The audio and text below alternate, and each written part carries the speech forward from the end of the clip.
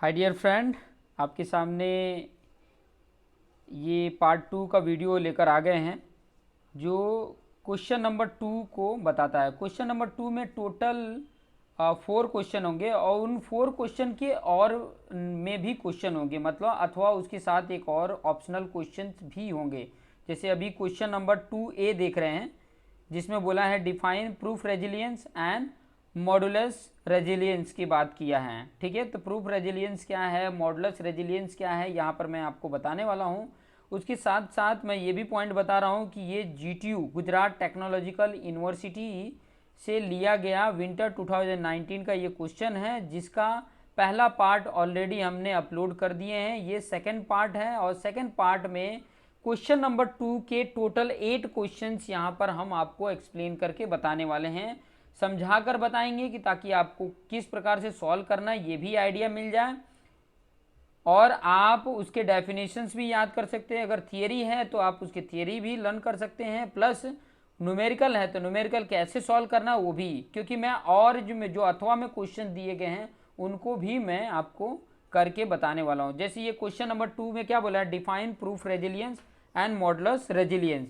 तो पहला नंबर तो प्रूफ रेजिलियंस मैं हेडिंग डाल देता हूँ यहाँ पे इस प्रकार से, प्रूफ रेजिलियंस आंसर करके ये लिख देंगे और उसके बाद से मैं लिखूँगा, पहला हेडिंग डाल देंगे प्रूफ रेजिलियंस। ठीक है, ये है आपका ओके, प्रूफ रेजिलियंस हमने हेडिंग डाल दिया और उसका डेफिनेशंस मैं आपको लिख के बता रहा हूँ। ठीक है, इसका डेफिनेशन होता है the maximum strain energy, the maximum strain energy that can be stored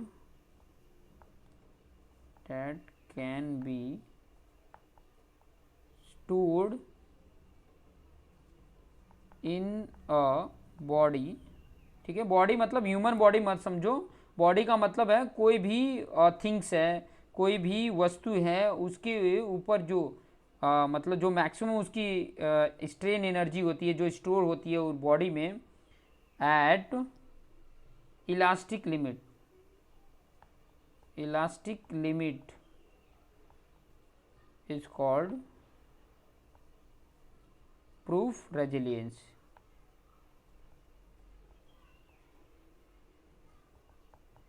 अब इसका मतलब ये हुआ ना कि कोई भी अगर मटेरियल है उसके ऊपर लोड अप्लाई किया जाता है, ठीक है, तो उसकी सहने की शक्ति होती है, वही वो उसकी एनर्जी होती है कि उसके अंदर जो एनर्जी है जो उसको रोकती है। ठीक है, और वो कहाँ तक इसकी लिमिट है, ठीक है, कितनी उसकी मैक्सिमम स्टोर एनर्जी है, इलास्टिक लिमिट तक, उसी को बोला जाता है, जो मैक्सिमम स्ट्रेन एनर्जी होती है उसी को प्रूफ रेजिलियंस बोला जाता है। विद इन इलास्टिक लिमिट बोला है, एट ए इलास्टिक लिमिट बोला है। ठीक है, प्रूफ रेजिलियंस को हम इंडिकेट करते हैं यूपी से। ठीक है, और ये होता है सिग्मा ई का होल स्क्वायर अपॉन 2E। ठीक है, सिग्मा ई का मतलब है कि इलास्टिक लिमिट में जो स्ट्रेस है, ठीक है, सिग्मा ई का मतलब इलास्टिक लिमिट में जो स्ट्रेस है अपन 2E, ये जो कैपिटल ई जो नीचे लिखा हुआ है ये आपका है यंग्स मॉडुलस इनटू ये V। ठीक है, इनटू ये V, ये उसका फॉर्मूला हो जाता है, जिसमें मैंने आपको बताया कि ये जो ये लिखा हुआ है, ये वाला जो मैंने लिखा था ये क्या है, स्ट्रेस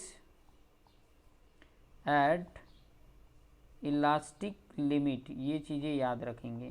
ठीक है, इलास्टिक लिमिट, तो ये पॉइंट आपको समझ में आ गया होगा। Proof resilience, the maximum strain energy that can be store in a body at a elastic limit is called as a proof resilience. Simple सा है डेफिनेशन, ये याद हो जाएगा कि जो भी बॉडी में विद इन इलास्टिक लिमिट पे या एट अ इलास्टिक लिमिट पे बॉडी में मैक्सिमम स्ट्रेन एनर्जी स्टोर हो सकती है उसी को बोला जाता है प्रूफ रेजिलियंस। इसका फॉर्मूला आपके सामने ये है। ठीक है, इसके सामने ये फॉर्मूला है उसका निकालने का, प्रूफ रेजिलियंस निकालने का ये फॉर्मूला अप्लाई कर दो, आपको आसानी से फॉर्मूला निकल जाएगा।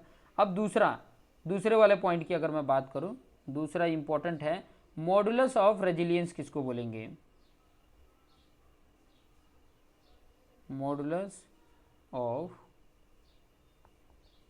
रेजिलियंस किसको बोलेंगे, इसको UM से। ठीक है, उसको प्रूफ था तो P लगाया था, यहाँ पे मॉडुलस है तो UM लगाया है। ठीक है, ये चीज़ें याद रखेंगे। अब इसका डेफिनेशंस लिख लेते हैं। इसका डेफिनेशंस क्या होगा वो चीज़ें मैं बता देता हूँ। मैक्सिमम स्ट्रेन एनर्जी, ध्यान से समझना, द मैक्सिमम, क्या डिफरेंट है वो भी बता दूंगा। The maximum strain energy that can be stored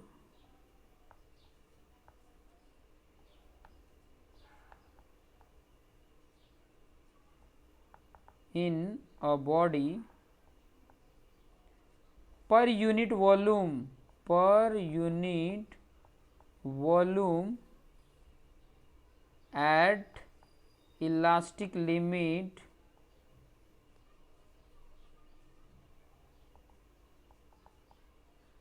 is called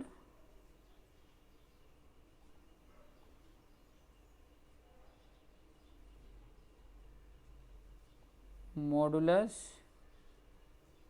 of resilience, called modulus of resilience. कहने का मतलब इसमें क्या है, पर यूनिट वॉल्यूम, जो प्रूफ रेजिलियंस है ना उसको डिवाइड बाय वॉल्यूम कर लो, वही हो जाता है मॉडुलस ऑफ रेजिलियंस। ठीक है, जो प्रूफ रेजिलियंस है उसके डिवाइड बाई वॉल्यूम कर लो, आपको मिल जाएगा modulus of resilience.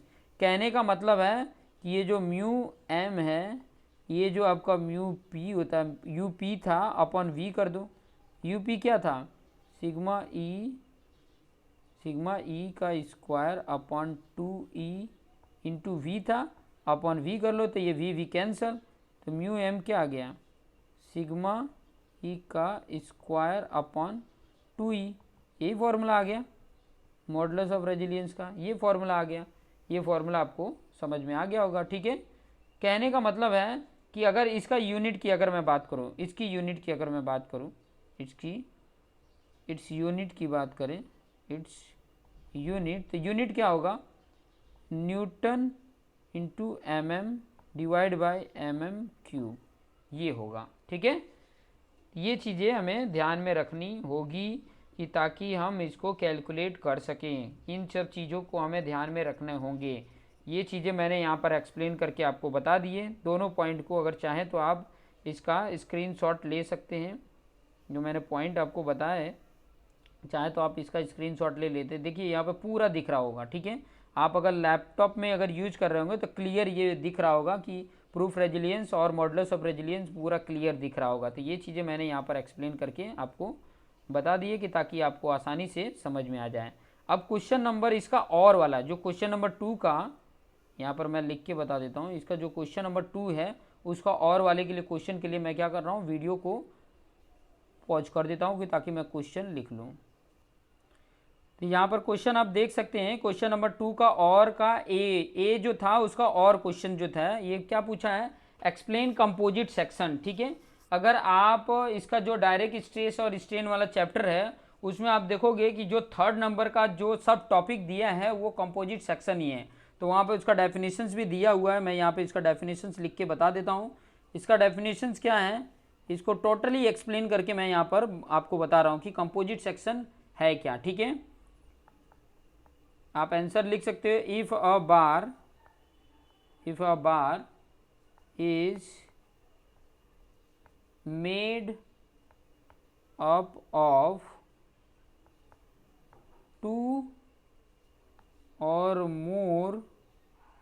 more different materials,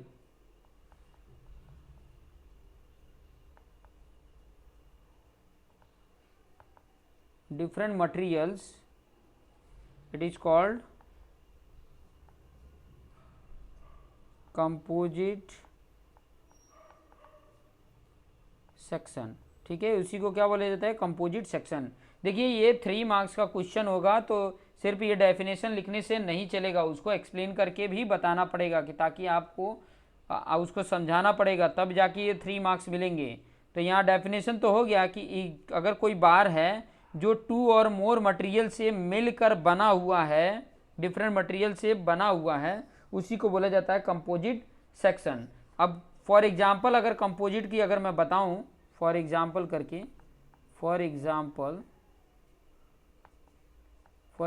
अगर मैं बताऊं तो आप जैसे कॉम्बिनेशन दे सकते हो, स्टील एंड कॉपर से मिलकर बना हो, या तो स्टील एंड ब्रास का हो,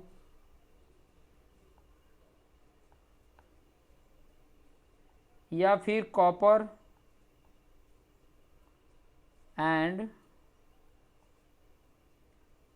एल्यूमिनियम का हो, या फिर कंक्रीट एंड स्टील एक्सेट्रा इसका बना हो। मैं यहाँ पर डायग्राम भी बना देता हूँ, जैसे कि मान लीजिए कि इस तरीके का बना हो, यहाँ पर इस तरीके से ये कोई और मटेरियल का है और ये कुछ अदर मटेरियल का है, ठीक है, ये इस प्रकार से हैं, ठीक है। ये जो है अलग मटेरियल का है, ये दोनों अलग मटेरियल के हैं, ठीक है। एक ये मटेरियल 1 कोई और हो सकता है, ये M1 लिखा है मटेरियल 1 और ये मटेरियल 2 है, ठीक है। तो मटेरियल 1 और इसके ऊपर इस तरीके का लोड अप्लाई होता है, तो मटेरियल 1 मटेरियल 2 अगर इस प्रकार का P लोड अप्लाई होगा तो यहाँ पर P1 होगा और यहाँ पर ये P2 होगा, ठीक है। इस प्रकार को रिएक्शन ये प्रोड्यूस होगा। तो ये चीज़ें यहाँ पर ध्यान से आप देख सकते हैं, ठीक है।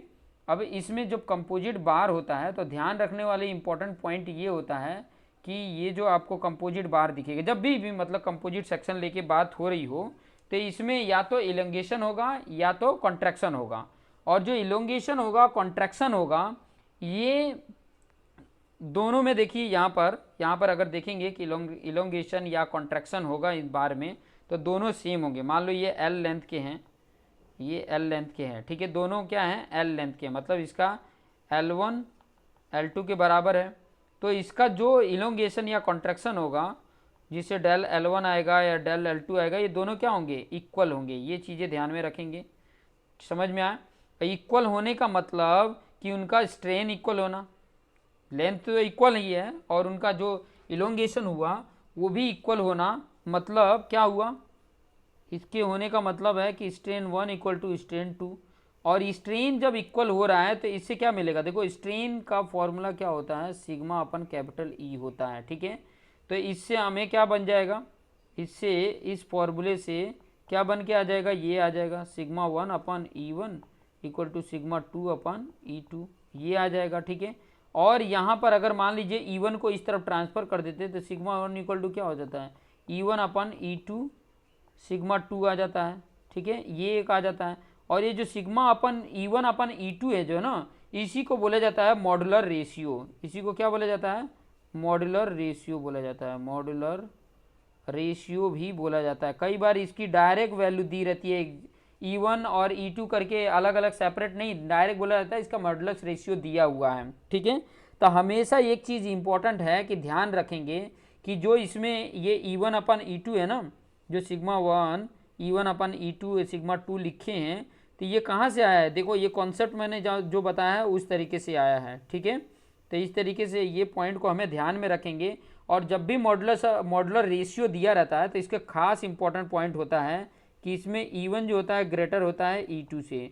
ये खास मॉड्यूलर रेशियो से रिलेटेड इंपॉर्टेंट पॉइंट याद रखना कि मॉड्यूलर रेशियो में E1 ग्रेटर होता है E2 से। तो ध्यान रखना, इन पॉइंटों को भी ध्यान में रखना होगा हमें। और इससे हमें ये भी पता चलती है कि मटेरियल की मॉडुलस ऑफ इलास्टिसिटी से ये भी पता चलता है कि मटेरियल कैसा है।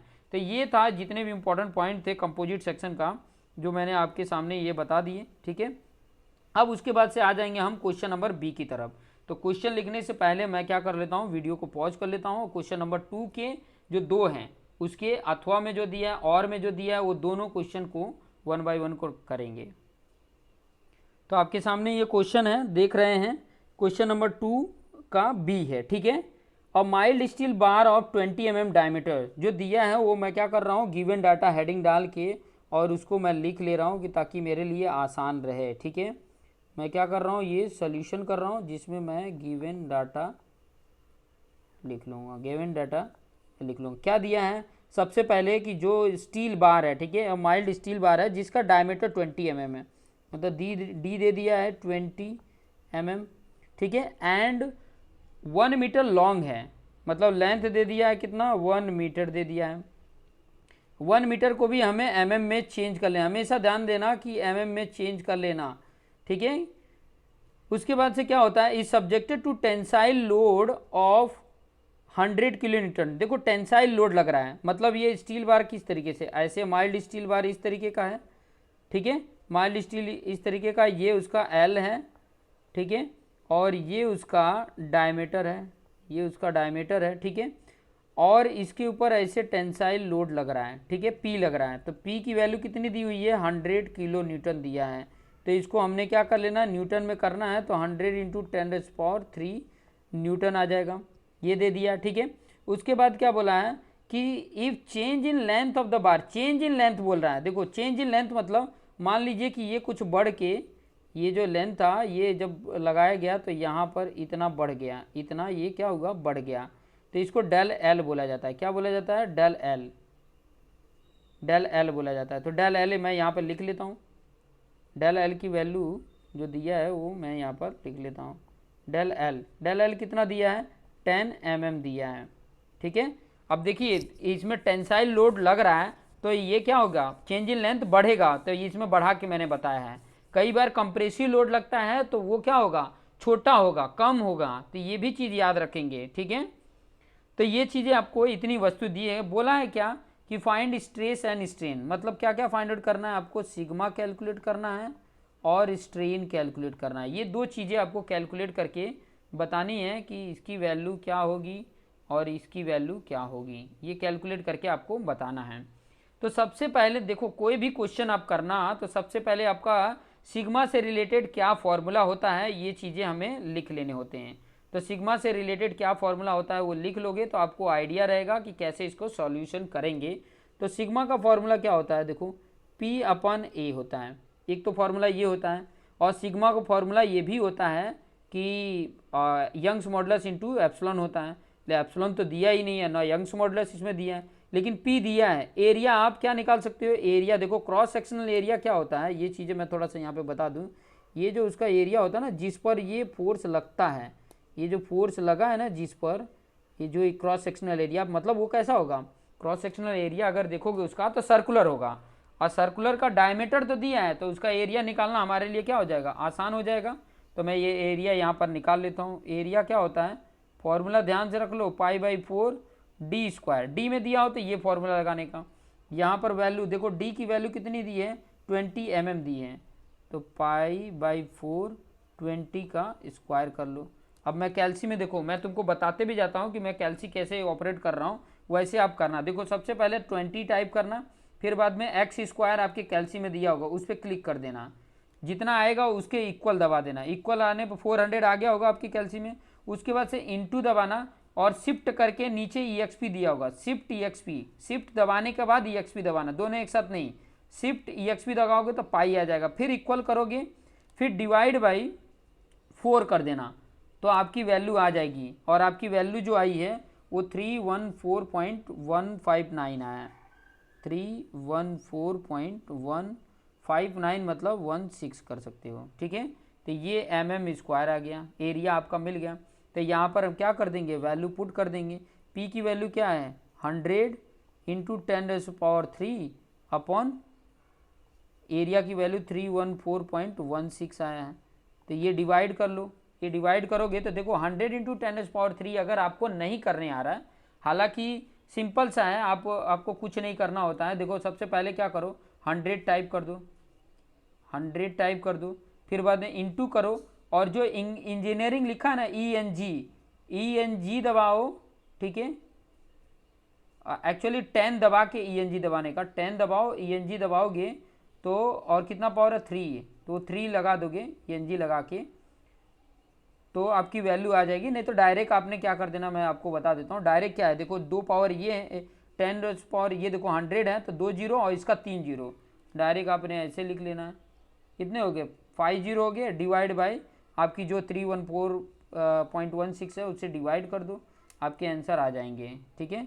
कितना आ जाते हैं, मेरा जो कैलकुलेट करने पे आया है वो आया 318.31, ये इतना आपका न्यूटन पर mm² आ गया, ठीक है। ये सिग्मा की वैल्यू आपका कैलकुलेट करके आनी, यूनिट लिखना मत भूलना। अब उसके बाद क्या चाहिए, एप्सिलॉन चाहिए। इसके बाद क्या चाहिए, एप्सिलॉन चाहिए। और एप्सिलॉन फाइंड आउट करने के लिए सिंपल तरीका है, देखो एप्सिलॉन के लिए हमें जो जो फॉर्मूले पता हो वो लिख लेते हैं। देखो एप्सिलॉन का फॉर्मूला क्या होता है, सिग्मा अपन ई भी होता है। एप्सिलॉन का फॉर्मूला ये भी होता है डेल एल अपन एल। तो यहाँ पर देखोगे कि इसमें ये वाला वैल्यू दी हुई है, तो ये मेरे लिए आसान हो जाएगा, ये लेकर चलेंगे। ये सब रफ में कर लेना, मैं यहाँ पर तो बता रहा हूँ क्योंकि मेरा रफ भी यही है और फेयर भी यही है, लेकिन आप लोगों ने ये सब पहले से बैक पेपर पे लिख के रखने का कि ये फॉर्मूले होते हैं। अब मैं ये अप्लाई कर दूंगा, del L upon L. Del L आपका 10 दिया है और एल तुम्हारा कितना दिया है 1000, क्योंकि 1 मीटर बोला था ना, आप यहाँ पर देखोगे तो 1 मीटर था तो 1000 आ गया। तो 10 अपान 1000 कितना होगा, कैलसी में करोगे तो आपकी वैल्यू आ जाती है 0.01 और ये यूनिट लेस होता है। ये आपकी वैल्यू एप्सिलॉन की आ गई। तो इस तरीके से जब भी कैलकुलेशन दिया होगा, तो ये तो क्वेश्चन नंबर 2 का बी था। अब इसका अथवा में जो दिया है, मैं वीडियो पॉज करके उसका अथवा में जो क्वेश्चन दिया है वो मैं करके यहाँ पर बता देता हूँ। तो ये आपके सामने क्वेश्चन नंबर 2 बी का और वाला क्वेश्चन आ गया है, आपके सामने दिख रहा है, ठीक है। और क्वेश्चन में क्या बोला है, कुछ चीज़ें हम ध्यान से देख लेते हैं। क्या बोला है, और mild steel bar of 10 mm diameter. जो जो दिया है वो चीज़ें हम लिखते जाएं तो बहुत ही बेटर रहेगा, ठीक है। जो जो दिया है उसको लिखते जाते हैं, गिवन डाटा करके लिख लेना सोल्यूशन में। और क्या दिया है, और mild steel bar 10 mm diameter, ठीक है। जैसे माइल्ड स्टील बार इस प्रकार का होगा, डायमीटर बोले तो इस प्रकार से होगा। तो इसका डायमीटर दे दिया है, कितना दिया है 10 mm दे दिया है, लिख लिया। एंड 1 मीटर लॉन्ग है, तो लेंथ कितना हो गया 1 मीटर आ गया, मतलब उसको mm में चेंज कर देंगे तो 1000 mm हो जाएगा, मतलब ये उसका लेंथ है, इस प्रकार से होगा, ठीक है। बोला is subjected to tensile load 50 kilometre, मतलब P इसके ऊपर जो लगेगा ये P वो कितना है, P कितना है 50 किलो न्यूटन। किलो न्यूटन को हम न्यूटन में चेंज कर देंगे, ठीक है। 50 इंटू 10⁻³ न्यूटन हो गया, किलो को 10⁻³ हो जाता है। और इसमें E दिया हुआ है, E कितना दिया है 2 इंटू 10⁵ है, हाँ पावर है 105 मत दे। ये चीज़ें थोड़ा सा याद कर लेने का कि वो कई बार ऐसे गलतियां कर देता है, ठीक है। ये GTU के पेपर से ही लिया गया है, वो 105 लिख दिया, वो 10⁵ पावर है न्यूटन पर mm²। तो इन सब चीज़ों को भी ध्यान में रखना, ठीक है, नहीं तो बहुत मिस्टेक हो जाती है। तो ये पावर है, इस प्रकार से दिया हुआ है। और क्या कैलकुलेट करने के लिए बोला है, find increase in length of the बार। तो इंक्रीज लेंथ मतलब डेल एल फाइंड आउट करना है कि डेल एल कितना होगा। तो मैं यहाँ पर आपको डायरेक्ट भी फॉर्मूला बता सकता हूँ। डेल एल का जितने फॉर्मूले होते हैं ना यहाँ पर लिख लेने का साइड में ना, देखो डेल एल का ये भी फॉर्मूला होता है एप्सिलॉन इंटू एल। एप्सिलॉन है यहाँ पर नहीं है, एप्सिलॉन निकल भी सकता है जब स्ट्रेस होता है, स्ट्रेस और ये कैपिटल ई जो है यंग्स मॉडुलस वो रहता तो हमारा निकल जाता है, ठीक है। दूसरा है ये डेल एल का फॉर्मूला है ये PL अपॉन AE, ये भी याद रखने का। अब देखो इसमें P भी दिया है, L भी दिया है, E भी दिया है, A नहीं दिया है, तो A हम निकाल लेंगे सबसे पहले। तो D डायमीटर से हम उसका क्रॉस सेक्शनल एरिया निकाल लेंगे, तो सबसे पहले तो वही निकाल लो। यहाँ पर A कैसे निकलेगा π/4 D²। D की वैल्यू कितनी दी हुई है, D की वैल्यू 10 दी हुई है, तो यहाँ पर हम निकाल लेंगे π/4 D²। π/4 D की वैल्यू 10 है तो 10² हो जाएगा, और इसकी वैल्यू कैलकुलेट कर लो। वही सिस्टम अपनाना, सबसे पहले 10 का स्क्वायर करो, इक्वल करो, इंटू शिफ्ट EXP दबाओगे तो पाई आ जाएगा, फिर डिवाइड बाई 4 कर दो, आपकी वैल्यू आ जाती है 78.539 है, तो 54 कर लेंगे। 78.539 है ना, तो 54 कर लो, mm² आ गया, एरिया मिल गया। अब डायरेक्ट फॉर्मूला पुट कर दो, डेल एल का क्या होता है PL अपॉन AE, अप्लाई कर दो। P की वैल्यू कितनी दी हुई थी, P की वैल्यू 50 किलो न्यूटन, मतलब 50 इंटू 10⁻³। L की वैल्यू 1 मीटर था तो 1000 mm, अपॉन एरिया कितना आया 78.54 आया है, और इंटू ये कितना था 2 इंटू 10⁵ था। तो ये वैल्यू हम कैलकुलेट कर लेंगे। अब ये वैल्यू मैं कैलकुलेट करके आपको बता देता हूँ। देखिए सबसे पहले क्या करेंगे, 50 है इंटू 10⁻³ करना है ना, तो 10⁻³ को मैं एक काम करता हूँ 1000 लिख देता हूँ, 1000 कर दिया, फिर इंटू 1000 करना है, ये हो गया, ठीक है, ये वैल्यू आ गई। डिवाइड ब्रैकेट में कर लेना, ब्रैकेट में क्या है 78.54 इंटू कर लेना 2 इंटू 1 के आगे 50 और ब्रैकेट क्लोज करके इक्वल कर देना। तो आपकी वैल्यू कितनी आ जाएगी, डेल एल की वैल्यू आ जाएगी 3.183 mm आ जाएगी। ये डेल एल की वैल्यू इतना क्या हो जाएगा, इंक्रीज इन लेंथ हो जाएगा, इंक्रीज इन लेंथ। तो इस तरीके से आप कैलकुलेट कर सकते हो, ठीक है। मैंने आपको तरीका सिखा दिया, यहाँ पर देख सकते हैं ये पूरा आपके सामने कैलकुलेशन है। तो इस तरीके से आप कैलकुलेट कर लोगे, आपको आसानी से कैलकुलेशन आ जाएंगे, स्क्रीनशॉट भी ले सकते हो। तो चलिए हम नेक्स्ट क्वेश्चन की तरफ आगे बढ़ते हैं। नेक्स्ट क्वेश्चन का मैं वीडियो स्टॉप करके अभी क्वेश्चन नंबर 2 का सी ले लेता हूँ, ठीक है। क्वेश्चन नंबर 2 का मैं सी ले लेता हूँ और उसको एक्सप्लेन करके आपको बताता हूँ कि ताकि आपके लिए आसान हो सके। तो आपके सामने ये क्वेश्चन दिख रहा हुआ है, क्वेश्चन नंबर 2 का सी। फिर इसके बाद से इसका और वाला सी क्वेश्चन करेंगे। क्वेश्चन क्या है, a circular RCC column of 500 mm diameter is reinforce with 6 bar of 25 mm diameter. Question को जब तक समझोगे नहीं और क्वेश्चन के अकॉर्डिंग आपके माइंड में जब तक इमेज नहीं बनेगा तब तक कहीं न कहीं हमें दिक्कत होगी इसको सॉल्व करने में। तो इसीलिए ऐसे क्वेश्चन को मैं समझा रहा हूँ कि ध्यान से बोलो। क्या बोला है कि एक सर्कुलर आरसीसी कॉलम है, सर्कुलर है, ठीक है। कॉलम कैसे होता है, मैं यहाँ पे डायग्राम ड्रॉ करके बताऊँ। कॉलम अगर बनाओगे तो इस प्रकार से होगा, देखने को सामने से देखोगे तो इस प्रकार से ही दिखेगा ना, सामने से देखोगे तो इस प्रकार से दिखेगा। अगर ऊपर से देखते हो तो ऊपर से आपको इस प्रकार से दिखेगा कॉलम जैसा, ठीक है, इस प्रकार से दिखेगा। ये टॉप व्यू ऊपर का हो गया और नीचे का ये एलिवेशन हो गया, मतलब फ्रंट व्यू। इस तरीके से दिखेगा। जिसका डायमीटर बोला है ना, इसका जो डायमीटर है, ये जो डी है ना, वो डी बोला है। यहाँ पे गिवन डाटा मैं लिख लेता हूँ, गिवन डाटा करके मैं लिख लेता हूँ। और क्या दिया हुआ है, इसका डायमीटर दिया है, डायमीटर ऑफ कॉलम दिया है। क्या दिया हुआ है, 500 mm दिया है, ठीक है। ये डी की वैल्यू दी हुई है, ओके। उसके बाद यहाँ पे बोला है कि 6 बार 25 mm के हैं। क्या है, 6 बार्स ऑफ 25 mm डायमीटर के हैं, ठीक है। मतलब इसमें इस तरीके से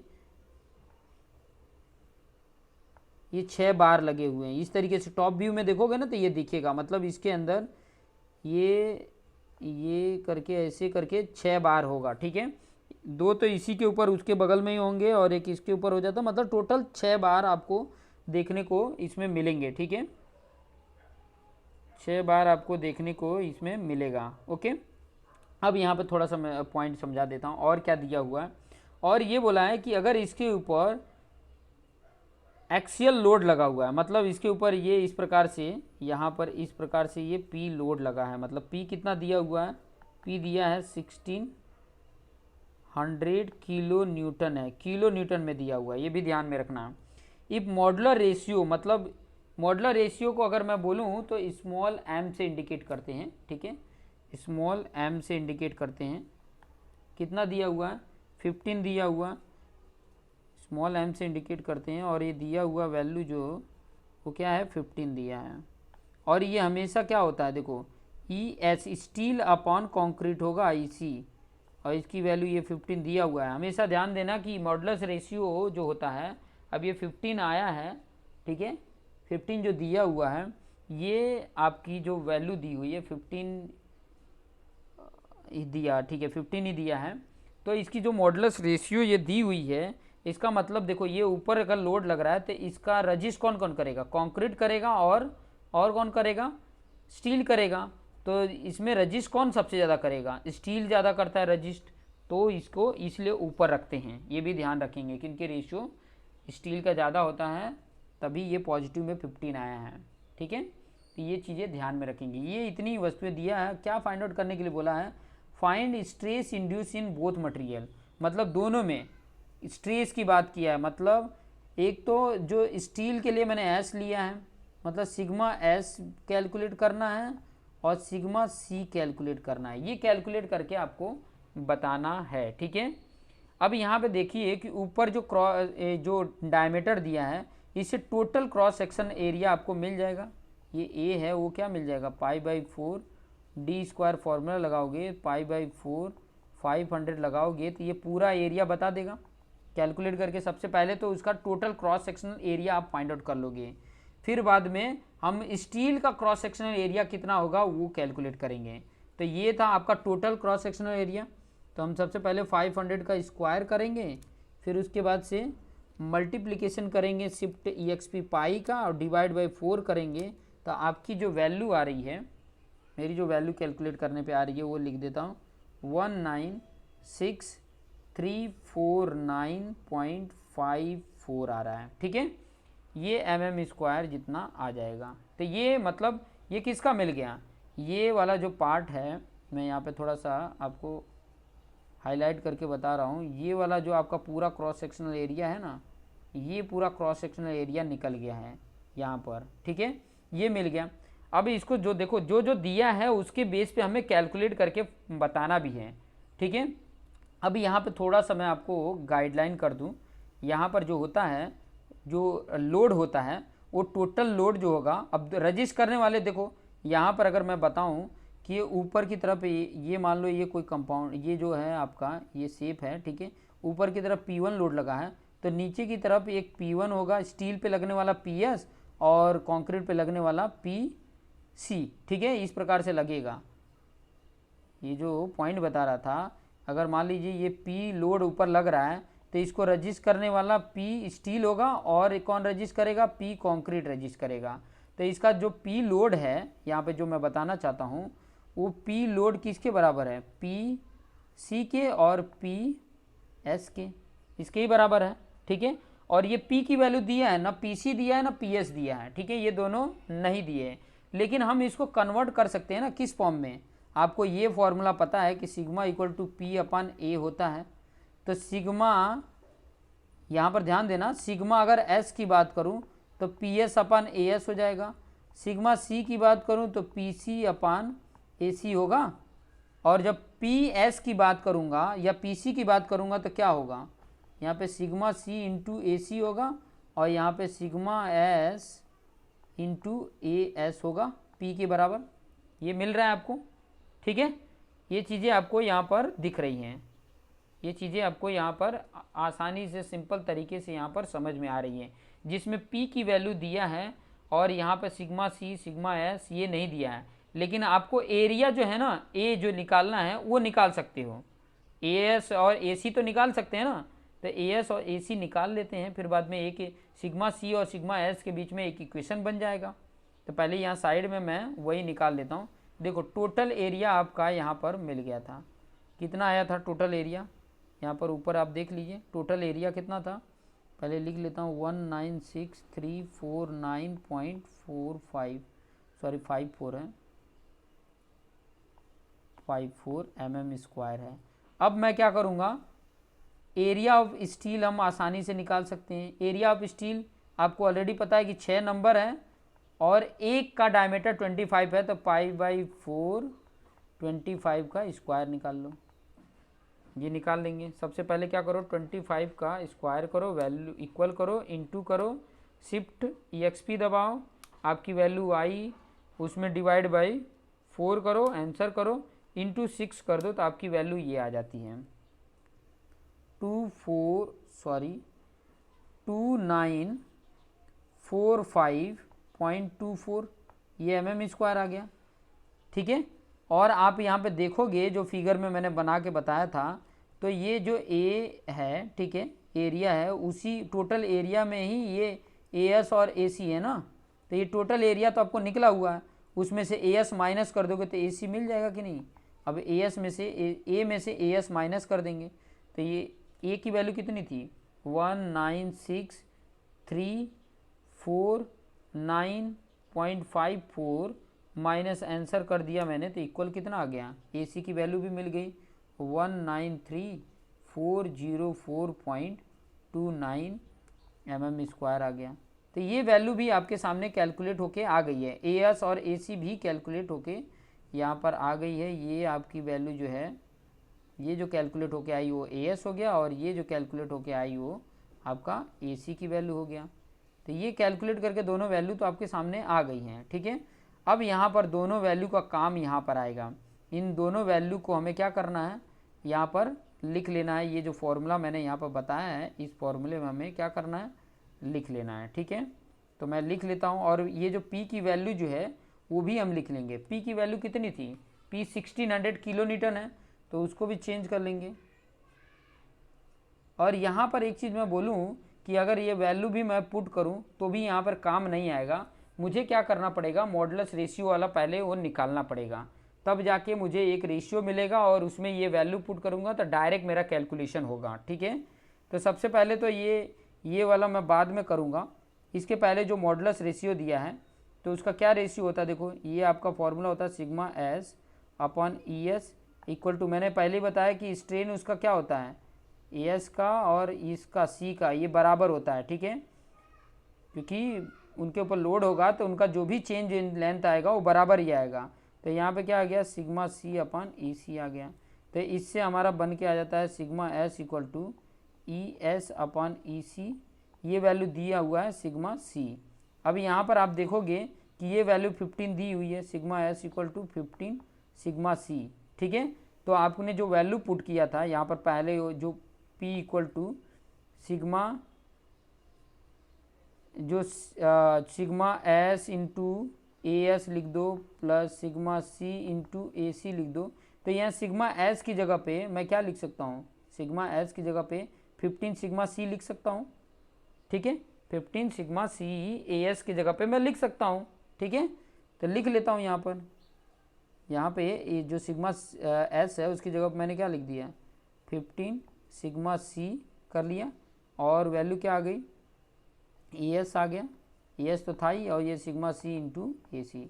अब देखो सिग्मा C मैं कॉमन कर लिया, यहाँ पर क्या मिला 15 AS और प्लस ये C, ठीक है। ये दोनों की वैल्यू क्या कर दूंगा, सिग्मा C इक्वल टू अगर मैं लिखूँ तो यहाँ पे P अपन ये पूरा आ जाएगा 15 AS प्लस AC, ये आ गया, ये सिग्मा C के बराबर है। अब ये मैं इस फॉर्मूले में सारी वैल्यू, जितनी भी वैल्यू मेरी कैलकुलेट होके आई है वो सारा वैल्यू क्या करूँगा, मैं इसमें पुट कर दूंगा। पुट करने पे मेरा ये सिग्मा C आ जाएगा, सिग्मा C वहाँ पर रख दूंगा तो सिग्मा S भी आ जाएगा।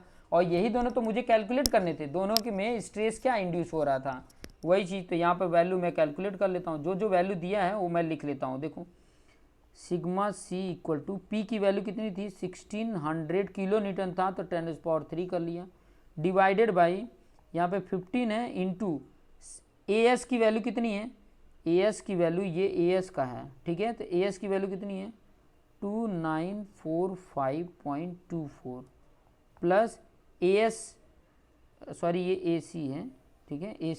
AC की वैल्यू कितनी है 193,404.29, ये वैल्यू है, ठीक है। ये वैल्यू अभी मैं क्या करूँगा, कैलकुलेट कर लूँगा, कैलकुलेट कर लेता हूँ कैल्सी में। सबसे पहले तो ये ऊपर का जाओ वैसे लिख लो, ये 1600 एक स्टेप तो ऐसे लिख लो, डिवाइडेड बाय ये इनका टोटल क्या आता है वो चीज़ें कर लेते हैं। सबसे पहले तो ये दोनों का कर लेंगे कि 15 इंटू 2945.24 का मल्टीप्लिकेशन करो, जो वैल्यू आ रहे हैं उसमें प्लस करो 193,404, ठीक है। 193,404.29 कर देंगे, प्लस कर देंगे, तो आपकी वैल्यू जो भी आ रही है उसमें कितनी आ रही है, मैं यहाँ पे लिख देता हूँ एक बार, 237,582.89 आ रहा है, ठीक है। पहले इन दोनों का मैंने मल्टीप्लिकेशन किया, फिर बाद में इसमें ऐड कर दिया, तो ये वैल्यू आ गई। अब मैं क्या कर दूंगा, इसको डिवाइड कर दूंगा, इसमें से कितना है 1600 तो था ही, 3 जीरो और बढ़ा दो 1 2 3 डिवाइड बाई जो आपके कैल्शियम में इसकी वैल्यू ऑलरेडी थी, आंसर कर दोगे, इक्वल आ जाएगा। आपकी वैल्यू कितना आ गई, सिग्मा C की जो वैल्यू आ गई वो आ रही है मेरी 6.73, जो सिग्मा C की वैल्यू आ रही है वो इतनी आ रही है 6.73 न्यूटन आ रही है, ये इतनी आ गई, ठीक है। और उसके बाद से सिग्मा S क्या है, सिग्मा S जो था वो 15 इंटू सिग्मा C था, तो मल्टीप्लिकेशन कर देते हैं 6.73 का, तो वैल्यू कितनी आ जाएगी, इंटू 15 कर दिया तो वैल्यू आ जाती है 101.01। ठीक है, कितना आ गई, इतनी वैल्यू आ जाती है सिग्मा एस की वैल्यू। ये इतना न्यूटन पर mm स्क्वायर है और ये भी न्यूटन पर mm स्क्वायर है। तो ये वैल्यू आपकी कैलकुलेट होके आ जाती है। इस तरीके से आप कैलकुलेट करोगे, आपकी वैल्यू सारी कैलकुलेट हो जाएगी। ठीक है, तो इस तरीके से आपने ये कैलकुलेट किया। इसको थोड़ा सा मैं हाईलाइट कर देता हूँ। न्यूटन पर mm स्क्वायर में ये वैल्यू आ जाएगी, ये भी न्यूटन पर mm स्क्वायर में ये वैल्यू आ गई। लास्ट में इसको चाहो तो आप ब्रैकेट में डाल सकते हो। ठीक है, तो ये कैलकुलेट होके आपके सामने ये जो भी वैल्यू था, मैंने ये देखो यहाँ से कैलकुलेट करना स्टार्ट किया था और ये कैलकुलेट होके इस तरीके से आ गया। ये कंपोजिट सेक्शन वाला थोड़ा सा ध्यान रखना। इसमें मेन इंपॉर्टेंट पॉइंट क्या ध्यान रखने वाला होता है कि जो इसका स्ट्रेन होता है ना, इसमें स्ट्रेन की अगर जो मैं बात करूँ, इसका स्ट्रेन जो होता है पहले वाले मटेरियल का और दूसरे वाले मटेरियल का, दोनों का स्ट्रेन इक्वल करके हम फॉर्मूला अप्लाई करते हैं। ठीक है, तो ये अप्लाई करोगे तो आपको ऑलरेडी ये सारा कॉन्सेप्ट आपको समझ में आ जाएगा, आप वैल्यू सॉल्व कर लोगे। तो ये तो था आपका क्वेश्चन नंबर जो सी था उसका। ये जो क्वेश्चन मैंने बताया, ये क्वेश्चन नंबर सी का क्वेश्चन नंबर जो सी है वो था, क्वेश्चन नंबर 2 का सी था। अब उसका और वाला क्वेश्चन हम करते हैं। तो उसके पहले मैं क्वेश्चन ले लेता हूँ आपका वीडियो पॉज करके। तो अभी यहाँ पर देख सकते हैं क्वेश्चन नंबर 2C, ये और वाला क्वेश्चन है जिसमें क्या बोला है, calculate change in length of the bar as shown in figure. अभी यहाँ पे देखेंगे कि ये जो दिया हुआ है ना, नॉन प्रिज्मेटिक बार दिया हुआ है। नॉन प्रिज्मेटिक बार किसको बोला जाता है, देखो सिंपल सा कि सभी के जो क्रॉस सेक्शन हो अलग अलग हो तो उसको नॉन प्रिज्मेटिक बार बोला जाता है। यहाँ पे देखेंगे कि ये वाला जो पार्ट है, ये इसमें पहला जो पार्ट है इसमें इसका क्रॉस सेक्शन अलग है, इसका क्रॉस सेक्शन अलग है, इसका क्रॉस सेक्शन अलग है। तो सबके डिफरेंट डिफरेंट क्रॉस सेक्शन हैं। तो ऐसे जब क्वेश्चन होते हैं तो जब इनका change in length find out करना होता है तो सभी के अलग अलग हमें फाइंड आउट करने, मतलब टोटल अगर change in length find out करने हैं तो पहले का प्लस दूसरे का प्लस तीसरे का हमें फाइंड आउट करना होता है। ठीक है, अब इनमें देखो क्या मिलेगा। देखो डेल एल का फॉर्मूला आपको मैं बता देता हूँ, ये फॉर्मूला होता है PL/AE। अब इसमें देखो पहले के लिए P1/L1 A1 E1 हो जाएगा। ठीक है, दूसरे के लिए P2L2/A2 E2 हो जाएगा, तीसरे के लिए P3L3/A3 E3 हो जाएगा। ठीक है, तो ये फॉर्मूला अप्लाई करके आप फाइंड आउट कर लोगे। देखो सबके लिए ई सेम दिया है, ई की वैल्यू यहाँ पर दे दिया है, सबके लिए कॉमन ही है, क्योंकि जहाँ पे चेंज होता है वहाँ पे बोला होता है कि इसका ई की वैल्यू इतनी है, लेकिन सबके लिए कॉमन है। और कितना है, 2 × 10⁵ न्यूटन पर mm स्क्वायर है। ये चीज़ें ध्यान में रखेंगे कि यहाँ पे भी देखो 105 हो गया है, तो आपने ये भी ध्यान रखना है कि ये 2 × 10⁵ होता है। तो इतना ये पॉइंट को ध्यान में रखेंगे, नहीं तो क्या होगा कि आप मिस्टेक कर देंगे। ठीक है, अब यहाँ पर देखो जो सबसे पहले ये फिगर है, इस फिगर को सबसे पहले आपने क्या करना है वो चीज़ें मैं बता देता हूँ। कि यहाँ पर जो पहले नंबर तो इसको इरेज कर दूँ, इसके अंदर जो मैंने लिखा है ये 1 2 जो लिखा है ना, इसको थोड़ा मैं इरेज कर देता हूँ। ठीक है, ये इरेज कर दिया। उसके बाद मैं सबसे पहले इसमें क्या करना है, आपको फ्री बॉडी डायग्राम बना देना है। ठीक है, फ्री बॉडी डायग्राम से क्या होगा कि आपको ये पता चल जाएगा उसके लोड का। ठीक है, तो देखिए पहले का मैं यहाँ पे बना के दिखा रहा हूँ। पहला जो है इसका इस प्रकार का है। ठीक है, इस प्रकार का जो यहाँ पर टेंसाइल लोड 80 किलो न्यूटन का लगा हुआ है, 80 किलो न्यूटन यहाँ पर लगा हुआ है। ठीक है, तो ध्यान रखना कि अगर 80 किलो न्यूटन यहाँ पर टेंसाइल लगा है तो 80 किलो न्यूटन यहाँ पर भी लगा देना, बिना कुछ सोचे समझे, बस हो गया काम। अभी यहाँ पर 80 किलो न्यूटन इधर अगर इस डायरेक्शन में दिए हो तो जो ये दूसरा वाला है इसका फ्री बॉडी डायग्राम हम यहाँ पे बना के आपको दिखा रहे हैं, ये है आपका। ठीक है, और ये वाला जो आया है वो टेंसाइल नेचर का हो रहा है, देख रहे हो। ठीक है, अब यहाँ पर थोड़ा सा ध्यान देना, यहाँ पर ध्यान देना कि जो 80 किलो न्यूटन मैं इस डायरेक्शन में दिया हूँ तो इसको बैलेंस करने के लिए मुझे इस डायरेक्शन में 80 किलो न्यूटन मुझे यहाँ पर रखना पड़ेगा कि ताकि ये बैलेंस हो जाए, ये जीरो हो जाए। उसके बाद यहाँ पे क्या दिया है, कंप्रेसिव लोड दिया है यहाँ पे 50 किलो न्यूटन का। तो देखो एक इस डायरेक्शन में है और एक इस डायरेक्शन में 50 किलो न्यूटन है। तो टोटल इस पे एक्चुअली लग कितना रहा है, तो यहाँ पर आप देखोगे एक इस डायरेक्शन में आपका 80 किलो न्यूटन है और इस डायरेक्शन में आपका 50 किलो न्यूटन है। तो देखो इसमें से 80 में से 50 माइनस कर दोगे तो 30 आ जाएगा। और बड़ा किस डायरेक्शन में है, ये वाले डायरेक्शन में है, ये वाले डायरेक्शन में बड़ा है, तो 30 किलो न्यूटन इस डायरेक्शन में बड़ा हम लिख देंगे। ठीक है, समझ में आया?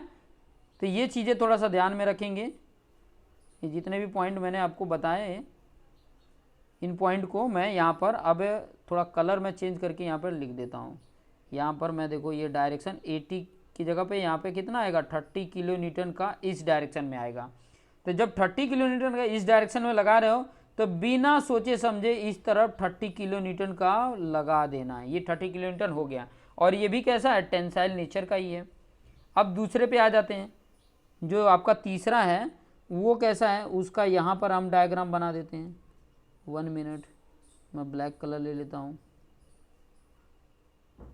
ये आपका इस प्रकार से तीसरा है। ठीक है, तीसरे में देखोगे कि ये 30 किलो न्यूटन बिना मतलब का ये लगा दिया था मैंने अपने आप, ये वाला जो लगा दिया था। तो इसको बैलेंस करने के लिए इस डायरेक्शन में 30 लगाया था, तो मुझे इस डायरेक्शन में यहाँ पे 30 देना पड़ेगा। इस डायरेक्शन में 30 दे रहा हूँ और इस डायरेक्शन में देखोगे वो ऑलरेडी 40 लगा हुआ है। समझ में आ रहा है? तो इस डायरेक्शन में 40 लगा हुआ है, तो देखो दोनों अपोजिट डायरेक्शन में है, तो बड़े वाले में छोटे वाले को माइनस कर दो, 10 आ जाएगा। और 10 देखो बड़े वाले के डायरेक्शन में होगा, सब्ट्रैक्ट करोगे तो बड़े वाले के डायरेक्शन में 10 लग जाएगा। तो बड़े वाले का डायरेक्शन कैसा है, ऐसा है। और कितना हो गया, 10 किलो न्यूटन का हो गया। ठीक है, तो जितना इधर लगा है उसी के कंप्रेसिव नेचर का 10 किलो न्यूटन देखो उधर लगा भी है कि नहीं, ऑलरेडी है। तो ये मतलब हमने जो कैलकुलेट किया वो राइट हुआ। अब इसके बेस पे मुझे लिख के बताना होगा। पहले के लिए मैं सारा कुछ यहाँ पर लिख देता हूँ जो आपके फिगर में दिया हुआ है उसके अकॉर्डिंग। अगर पहले डायग्राम का देखोगे फ्री बॉडी डायग्राम, तो आपको P1 मिल गया। P1 कितना मिला, 80 किलो न्यूटन प्लस में लिखोगे, जब कंप्रेसिव होगा तो निगेटिव में और टेंसाइल होगा तो पॉजिटिव में लिखेंगे। तो ये कितना हो गया, 80 किलो न्यूटन, सब किलो न्यूटन में है तो ये आपने चेंज कर लेना है, 80 इंटू 10⁻³ आ जाएगा। फिर बाद में यहाँ पर देखोगे इसका लेंथ L1 ये कितना दिया है, 300 mm दिया है। फिर उसके बाद से इसका क्रॉस सेक्शनल एरिया देखो 12 mm डायमीटर दिया है ना, तो 12 mm डायमीटर से उसका एरिया निकाल लो, क्या आ जाएगा, π/4, 12 का स्क्वायर कर लो। आपकी वैल्यू मैं कैलकुलेट करके बता रहा हूँ, आप लोग लिख लेना। सबसे पहले तो 12 का स्क्वायर करना, इक्वल करना, इंटू शिफ्ट EXP दबाओगे तो पाई हो जाएगा, डिवाइड बाई 4 कर देना। तो आपकी वैल्यू कितनी आ जा रही है, 1 मिनट फिर से कर लेता हूँ मैं। 12 का स्क्वायर किया, जितनी वैल्यू आई उसमें शिफ्ट EXP का मल्टीप्लिकेशन किया, डिवाइड बाय मैंने 4 किया, तो आपकी वैल्यू आ गई इतनी 113.09। ये आ गया मेरा कैलकुलेट करने पे। फिर बाद में इसका दूसरा वाला फिगर देखोगे, ई तो इसमें सब में सेम है। दूसरा P2 देखो, उसमें कितना है, 30 किलो न्यूटन, ये भी टेंसाइल है, किलो न्यूटन ये भी टेंसाइल है, तो प्लस में लिखा मैंने। फिर उसके बाद से इसका जो लेंथ है 400 है, इसका लेंथ L2 लिखोगे तो 400 mm आ जाएगा। और इसका एरिया A2 निकालोगे तो देखो कितना दिया डायमीटर, इसमें 25 mm डायमीटर दिया है। तो हमने क्या कर देना है, π/4 25 का स्क्वायर कर लेना है। तो वैल्यू कितनी आ जाएगी, सबसे पहले 25 का स्क्वायर करो, जो वैल्यू आ रही है उसमें मल्टीप्लिकेशन पाई का करेंगे, फिर डिवाइड बाई 4 करेंगे, तो आपकी वैल्यू कितनी आ जाती है, 490.87 mm स्क्वायर आ जाएगा। फिर बाद में P3 कितना आया था, कंप्रेसिव नेचर है, यहाँ पे देखो कंप्रेसिव नेचर है इसमें, तो यहाँ पे माइनस में लिखोगे, ये कितना है, 10 किलो न्यूटन। फिर बाद में L3 की बात करेंगे तो L3 कितना है, यहाँ पे देख लो, वो भी 300 mm है। और A3 जब निकालेंगे तो यहाँ पर देख लो, A3 डायमीटर कितना है, 12 mm है ना, डायमीटर 12 है, तो 12 का ऑलरेडी हमने निकाला था 113.09 ये आया था mm स्क्वायर हो गया। तो ये मेरा सारा वैल्यू कैलकुलेट हो गया। अब मैं डायरेक्ट फॉर्मूला पुट करूँगा डेल एल का। डेल एल इक्वल टू क्या हो जाएगा, ये होगा del L one plus del L two plus del L three. यहाँ पे फॉर्मूला पुट कर दूंगा, P one L one upon A one E, क्योंकि ई तो सब में है तो इसलिए ई वन नहीं लिख रहा हूँ, P two L two upon A two E plus P three L three upon A three E. सारी वैल्यू यहाँ पर हमने क्या कर देना है, पुट कर देना है। देखो ये कहता है 80 किलो न्यूटन, 80 इंटू 10⁻³ और L1 आपका 300 mm था, डिवाइड बाई ये कितना था 113.09 आ रहा था, और इसकी वैल्यू 2 इंटू 10⁻⁵ है। ये कॉमन भी हम ले सकते हैं। फिर उसके बाद से P2 की वैल्यू कितनी थी, 30 आया था, तो ये भी प्लस था, 30 इंटू 10⁻³ किलो न्यूटन को न्यूटन में बना लिया। फिर ये कितना था 400 था, डिवाइड बाय इसकी वैल्यू कितनी थी 490.87 था, इंटू 2 इंटू 10⁻⁵ कर लो। फिर बाद में नेक्स्ट P3 की वैल्यू के लिए, इसकी वैल्यू देखो P वैल्यू माइनस में है तो इसलिए पहले ही मैं माइनस लगा देता हूँ, और वैल्यू कितनी है 10 था, 10 इंटू 10⁻⁵, और ये भी कितना है 300 mm L3 था, डिवाइड बाई 113.09 एरिया, और ये 2 इंटू 10⁻⁵। तो सबका अलग अलग हम पहले निकाल लेंगे, सबकी वैल्यू को क्या करेंगे हम अलग अलग निकाल के फिर ये दोनों को जोड़ देंगे और ये वाली वैल्यू को मैं घटा दूंगा। तो सबका मैं निकाल के बता देता हूँ। यहाँ पे देखो सबसे पहले क्या करोगे 80 और उसके आगे 3 जीरो और लगा दो, इंटू किया हमने 300 से, फिर डिवाइड करेंगे ब्रैकेट में लिख के, ब्रैकेट में कितना 113.09 इंटू 2 के आगे 5 जीरो लगा दो, ब्रैकेट क्लोज कर दो, इक्वल कर दो, आपकी ये वैल्यू आ गई है। कितना आया, ये वैल्यू आई 1.061 आया। फिर प्लस कर दो, इसकी वैल्यू कैलकुलेट कर लेते हैं।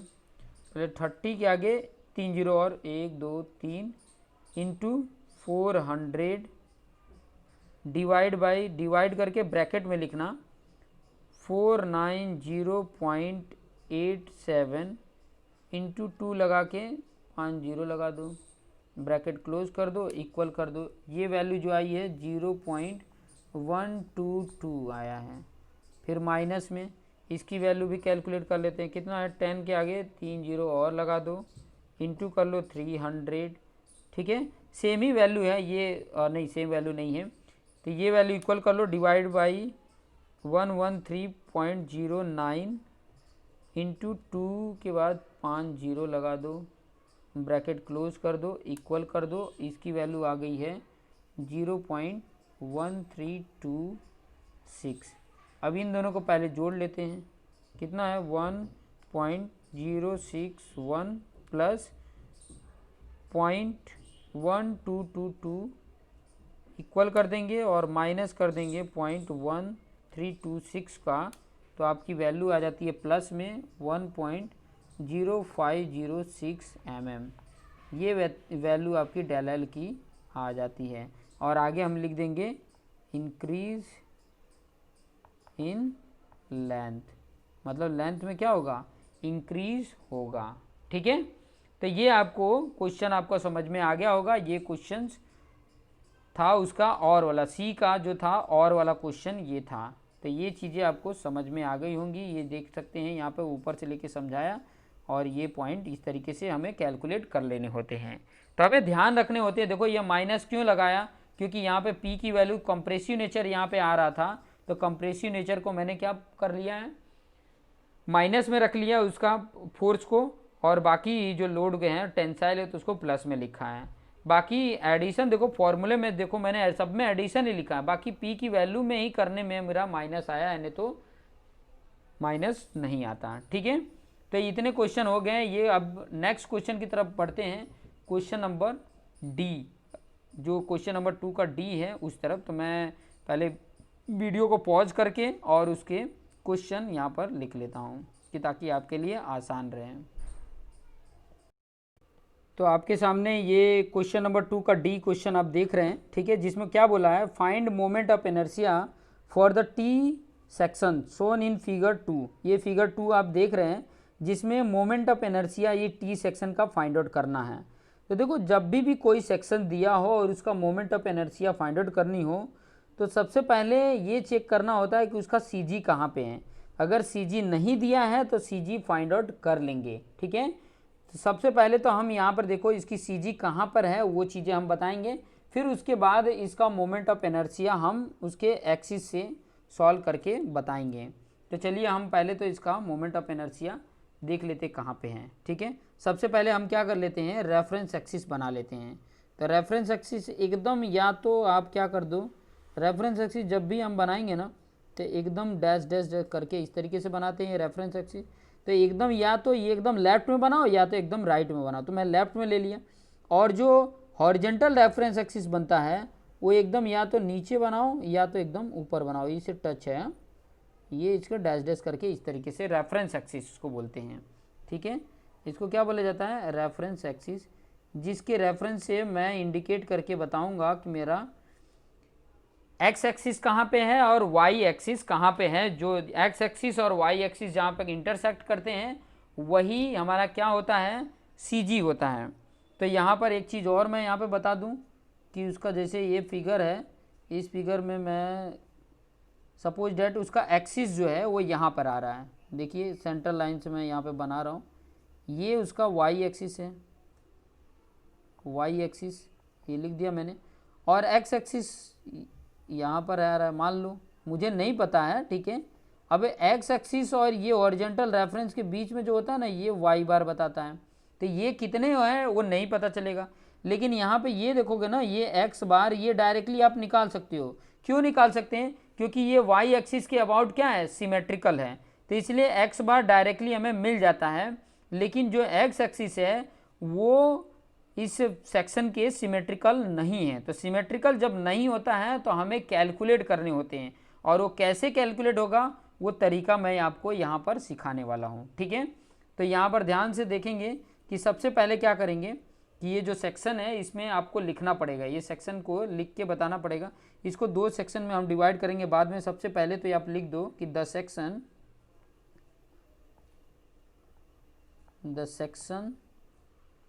is symmetrical about y axis, ठीक है। ये जो आपका जो सेक्शन है वो सिमेट्रिकल अबाउट क्या है, y एक्सिस है, ठीक है। सिमेट्रिकल अबाउट y एक्सिस ये है। तो यहाँ पर आपको डायरेक्टली क्या मिल जाता है, एक्स बार मिल जाएगा, एक्स बार, ठीक है। आपकी वैल्यू कितनी है एक्स बार में, देखो ये टोटल 60 है, तो 60 डिवाइड बाई 2 कर दो, आपको 30 आ गई, 30 mm आ गया। तो ये एक्स बार तो आपको मिल गया, यहाँ पर ये एक्स बार मिल गया। अब वाई बार हमें कैलकुलेट करना पड़ेगा, तो इसको पार्ट हम बना देते हैं। जैसे यहाँ पर देखो ये पहला 1 हो गया और इसको दूसरा ले लो, ठीक है। पहला 1 हो गया और दूसरा ले लिया मैंने। तो यहाँ पर देखिए उसको मैंने सबसे पहले पार्ट 1 ले लेता हूँ, मैंने यहाँ पर कलर अलग ले लेते हैं। पार्ट 1 कैसा था, रेक्टेंगुलर है, रेक्टेंगुलर है, और रेक्टेंगुलर है तो उसकी साइज देख लो। इसकी पहले एरिया फाइंड आउट करनी पड़ेगी, तो एरिया उसका अगर फाइंड आउट करना है तो क्या हो जाएगा, पहले A1 एरिया के लिए A1 क्या है 60 × 20, आपने फिगर बनाया होगा तो बेस्ट है, फटाफट एरिया निकल जाएगा। तो 60 × 20 करेंगे तो कितना आ गया, 1200 mm² आ गया। फिर उसके बाद क्या चाहिए, y1 चाहिए। अब y1 डिस्टेंस का क्या होता है ये थोड़ा मैं आपको यहाँ पे फिगर में समझा देता हूँ। y1 क्या होता है, रेफरेंस से, देखो ये रेफरेंस हॉरिजेंटल रेफरेंस यहाँ पर है, ये आपका हॉरिजेंटल रेफरेंस है, और ये जो आपका शेप दिख रहा है, ये वाला जो शेप आपको दिख रहा है, इस शेप का देखो वर्टिकली हाफ कहाँ पे है, यहाँ पर है। इसका वर्टिकली हाफ करोगे तो ये है। तो यहाँ से और यहाँ के बीच का जो डिस्टेंस होता है ना, ये y1 होता है। ये जो पॉइंट बताया ना मैंने y1, अब ये y1 आपको समझ में आ गया। मैं इसको रफ कर देता हूँ क्योंकि बहुत ज़्यादा कॉम्प्लिकेटेड हो जाएगा अगर सब चीज़ बताने लगे। तो y1 कैसे निकलेगा, टोटल देखो, टोटल आपका कितना है 60 + 20 कितनी है 80। अब ये 20 का हाफ ऊपर वाला निकाल दो, या तो यहाँ 60 और ये 20 का हाफ कर दो, 60 + 20 का हाफ, 60 + 20 का हाफ करोगे तो कितना आ जाएगा 70 आ जाएगा। तो यहाँ पे वैल्यू कितनी आ गई, उसी तरह से लिख के भी बता देंगे कि 60 + 20 डिवाइड बाई 2 करेंगे तो कितना आ गया ये ऊपर वाला मत देखना, ऊपर वाले के देख के कंफ्यूज हो जाओगे। 60 + 20/2 ये दूसरा है, ये लेंथ है और ऊपर वाला एरिया है। तो ये 60 + 10 70 mm हो गया। ऊपर वाला स्क्वायर में देखो mm स्क्वायर है, ये mm में आ जाएगा। तो मुझे एरिया और उसका जो रेफरेंस एक्सिस से डिस्टेंस होता है उसके सेंटर का, वो डिस्टेंस हमें लेना होता है। ये हो गया। अब पार्ट 2 ले लेंगे। पार्ट 2 भी आपको देखने में रेक्टेंगुलर ही दिख रहा है। ये क्यों कर रहे हैं, ये चीज़ें आपको ना ऑलरेडी आप अप्लाइड मैकेनिक्स में पढ़ चुके हो, जो फर्स्ट सेकेंड सेम में आपको आता था। अगर सिविल इंजीनियरिंग हो चाहे मैकेनिकल इंजीनियरिंग हो, तो आपको सेकेंड सेम में अप्लाइड मैकेनिक्स आता था। वो अगर पढ़े हो अच्छे से सीजी निकालना, तो आप आसानी से फटाफट, मुझे समझाना नहीं पड़ेगा, फटाफट आप निकाल लोगे। तो यहाँ पर देख लेते हैं, सेकंड वाला फिगर देख लो। सेकंड वाला देखोगे पार्ट 2, तो उसमें देखो ये ऊपर की हाइट 60 है और उसका विड्थ भी 20 है। तो इसका भी एरिया क्या आ जाएगा, 60 × 20 कर लेते हैं। A2 कितना आ जाएगा, 60 × 20 करोगे तो आपका आ गया 1200 mm स्क्वायर आ गया। अब Y2 चाहिए। अब Y2 कैसे मिलेगा, ये चीज़ें थोड़ा फिगर में देख लो। Y2 मतलब आपका जो सेक्शन है वो ये इतना सेक्शन है, ठीक है। तो इस सेक्शन का हाफ से ये डिस्टेंस ये Y2 बताएगा, Y2 बताएगा। तो ये टोटल 60 है, 60 का हाफ ही रेफरेंस के पास 30 हो जाएगा। तो यहाँ पे वैल्यू कितनी आ गई, यहाँ पे वैल्यू आ गई आपकी 30 mm आ गया। कैसे आया वो चीज़ें हमने ऑलरेडी बता दिया है, ठीक है। तो ये Y1 Y2 तो आपको मिल गए, आराम से इसको कैलकुलेट करके आपने फाइंड आउट कर लिया। अब Y बार जब फाइंड आउट करना है तो Y बार का फॉर्मूला ये होता है A1 Y1 + A2 Y2 upon A1 + A2। ये फॉर्मूला वैल्यू पुट कर दो। 1200 × 70 + 1200 × 30 डिवाइड बाय 1200 + 1200। कैलकुलेट करो, देखो कितना आंसर आ रहा है आपकी। तो कैलकुलेट करने पे कितना आंसर आ रहा है, आप कैलसी में कैलकुलेट करो। एक ब्रैकेट में 1200 × 70 कर लो, प्लस दूसरे ब्रैकेट में 1200 × 30 कर लो, इक्वल कर दो। फिर बाद में डिवाइड बाय ब्रैकेट में 1200 + 1200 कर दो, आपकी वैल्यू आ जाएगी। और कितनी आ रही है, 50 mm आ जाएगी। ये आपकी वैल्यू कैलकुलेट होके आ गई। अब मुझे जब फाइंड आउट करना है इसका moment of inertia IXX find out करना है, तो कैसे इसकी IXX मैं फाइंड आउट करूँगा, वो चीज़ें थोड़ा सा यहाँ पे ध्यान देना। IXX फाइंड आउट कर रहा हूँ, तो ये आपका जो पैरेलल एक्सिस थ्योरम था ना, मोमेंट ऑफ इनर्शिया का पैरेलल एक्सिस थ्योरम, ये वो यहाँ पर काम आएगा, क्योंकि मैं इसके XX पे फाइंड आउट कर रहा हूँ और इसका जो सेक्शन है वो XX से दूर है। दोनों सेक्शन क्या पे हैं, दूर हैं, तो वो फॉर्मूला आपको लगाने पड़ते हैं। दो सेक्शन है तो इसका मोमेंट ऑफ इनर्शिया के लिए IXX कैलकुलेट करोगे तो पहले IXX 1 चाहिए प्लस IXX 2 चाहिए। ये दोनों कैलकुलेट करोगे तो आपको मिल जाएगा। तो सबसे पहले मैं क्या कर रहा हूँ, IXX 1 कैलकुलेट कर रहा हूँ। IXX 1 क्या होगा, IG + A1 H1 स्क्वायर हो जाएगा। अब पहला वाला जो सेक्शन था इस तरीके से था, आपने देखा था ये 60 था और ये 20 था, और आपका X एक्सिस जो है यहाँ पर आ रहा था, यहाँ पर, ठीक है। तो यहाँ से इसके सेंटर से ये जो डिस्टेंस है वो आपका H आ जाएगा, ये H1 आ गया, ठीक है। और इस जो सेक्शन आपको दिख रहा है, ये जो सेक्शन, इस सेक्शन का moment of inertia BDQ/12, B क्या है 60, D क्या है 20Q/12 होता है, प्लस एरिया क्या है 1200 ऑलरेडी निकाले हैं। और H कैसे मिलेगा, देखो H कैसे मिलेगा वो चीज़ें मैं आपको थोड़ा सा बता देता हूँ। H कैसे मिलेगा वो कैसे कैलकुलेट करोगे, देखो y बार यहाँ से रेफरेंस एक्सिस का था, यहाँ से ये y बार बता रहा था, ये रेफरेंस एक्सिस अगर था तो y बार ये बता रहा था, और y बार कितना आया था 50 आया था, ठीक है। और y1 कितना आया था 70 आया था। तो ये यहाँ से लेके यहाँ तक ये 70 है, तो 70 में से 50 माइनस कर दोगे तो आ जाएगा कि नहीं आएगा, आपकी जो H की वैल्यू है वो कितना आ जाएगा, 70 - 50 कितना आ गया 20। तो यहाँ 20 लिख के स्क्वायर कर दो। कैसे 20 आया ये चीज़ें आपको समझ में आ गई होंगी, ठीक है। ये H1 की वैल्यू कैसे, क्योंकि यहाँ से लेके और ये रेफरेंस तक का 70 दिया था, और यहाँ से लेके ये रेफरेंस जो आया है y बार ये 50 था, तो ये वाला H1 डिस्टेंस कितना होगा 20। अब यहाँ पे कैलकुलेट करके लिख लो। जब कैलकुलेट करके लिखोगे तो आपकी वैल्यू जब कैलकुलेट करके देखो एच निकालने का मैं सिंपल फंडा तरीका बताया कि जो आपका एक्सिस है और जो सेक्शन है उसके सेंटर से उस एक्सिस का डिस्टेंस, ठीक है, वही तुम्हारा वर्टिकल डिस्टेंस ही तुम्हारा क्या है, एच है, वही निकाल लिया। तो यहाँ पर कैलकुलेट करोगे, जब पहले ये दोनों को कैलकुलेट करो फिर इसको कैलकुलेट करो, दोनों को ऐड कर दो तो आपकी वैल्यू आ जाएगी 5.20 इंटू 10⁵ mm4 आ जाता है। ठीक है, ये आई एक्सेस आ गया। उसके बाद से क्या चाहिए था, आई एक्स 2 चाहिए। अब आई एक्स 2 के लिए मतलब IG2 प्लस A2H2²। अब देखिए मैं सेक्शन भी आपको दिखाते जाता हूँ। सेक्शन कैसा, ऐसे है सेक्शन, इस तरीके का सेक्शन था, ये सेक्शन है जिसकी हाइट 60 है और ये 20 है। हमें ये 20 से उतना मतलब नहीं है, हमारा ये जो एक्स एक्सिस यहाँ पर है, ठीक है, कितना है ये 50 है, 50 mm है वाई बार, ये रेफरेंस है, ये 50 mm है। और इसका सेंटर कहाँ पे आ रहा था, Y2 जो आ रहा था यहाँ पर आ रहा था 30 जितना। तो इन्हीं दोनों के बीच का जो डिस्टेंस होता है ना वही H2 होगा, यही H2। तो 50 - 30 वही H2 आ जाएगा। यहाँ पे BDQ/12 मतलब देखो ये 20 है और ये D तुम्हारा 60 है, तो 20 × 60Q/12 BDQ/12 हो गया, प्लस एरिया तो वही 1200 ही होगा, 16 × 20 करोगे तो। और इसकी वैल्यू कितनी आ गई, देखो 50 - 30 करोगे 20। देखो या 30 - 50 करो चाहे 50 - 30 करो, उससे कोई फर्क नहीं पड़ता है, -20 आए चाहे +20 आए, स्क्वायर होगा तो प्लस में हो ही जाता है।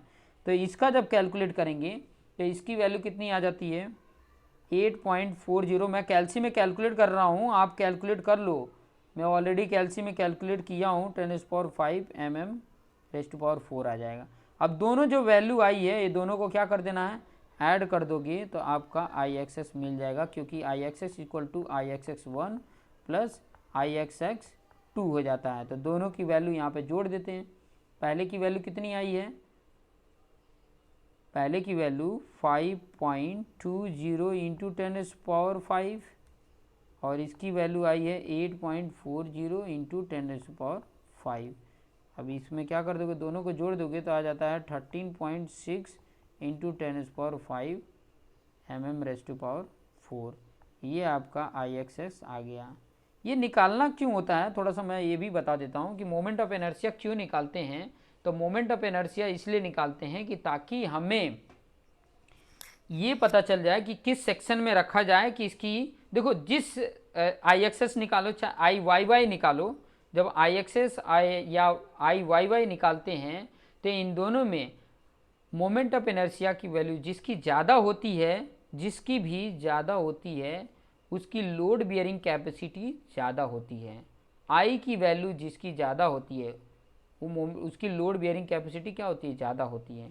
तो उसी तरीके से हम सेक्शन को रखते हैं कि ताकि जिसकी मोमेंट ऑफ इनर्शिया ज़्यादा है उसी तरीके से हम रखते हैं कि ताकि उसकी लोड बियरिंग कैपेसिटी ज़्यादा रहे, वो ज़्यादा लोड कैरी कर सकें। ठीक है, ये जो टी सेक्शन बनाया, ये टी सेक्शन कहाँ पे होता है, जैसे देखे होगे आप लोगों ने, ये इस प्रकार से ये जो टी सेक्शन है, मतलब ये टी सेक्शन है, ये जो है ना इस प्रकार से ये सेक्शन है।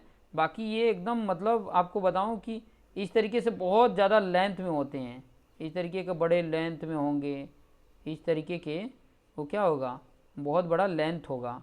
अभी यहाँ पर मैं मुझे बताने हो तो समझाना थोड़ा सा, फिगर 3D में नहीं बन पाएगा, ये लेंथ में ऐसे होते हैं। ठीक है, ये इस प्रकार के लेंथ में होगा और फिर उसके बाद से ये थोड़ा सा ऐसे होके ऐसे इस प्रकार से ये बना होगा, इस प्रकार से ये टी सेक्शन इस प्रकार से होता है, इस प्रकार से ऐसे अंदर होके ऐसे बना होगा। ठीक है, ये बहुत लेंथ होता है, ये जो सेक्शन होता है ये आगे से ऐसे देखोगे तो इसके ऊपर ये लोड आता है, ये बहुत लेंथ में होता है। जहाँ पे भी लगाना हो, चाहे कॉलम में लगाते हैं चाहे, या तो कई बार देखने को मिलता है कि ऐसे सेक्शंस हम यूज मतलब बीम में भी कर लेते हैं। ठीक है, हालांकि बीम में जो यूज होता है ना, आई सेक्शन, सी सेक्शन, ये इस तरीके से होता है। ठीक है, हालांकि जब स्टील डिज़ाइन पढ़ रहे होगे तो आपको ये सब कुछ समझ में आ जाएगा, जब आप 5th सेम में जाओगे स्टील डिज़ाइन पढ़ोगे तो आपको समझ में आ जाएगा। तो ये सारा टेक्निक आपको समझ में आ गया हो। तो ये तो क्वेश्चन नंबर 2 का डी था। अब क्वेश्चन नंबर 2 का डी का और वाला क्वेश्चन भी आएगा, तो वो भी हम देखेंगे। तो ये वाला क्वेश्चंस हमने अब देख लिया। अब वीडियो पॉज करके मैं आगे वाला क्वेश्चंस भी देख लेता हूँ। तो ये आपके सामने क्वेश्चन है, देख सकते हैं, find the moment of inertia of the channel section. और चैनल सेक्शन कैसा है, सी टाइप का है, ठीक है।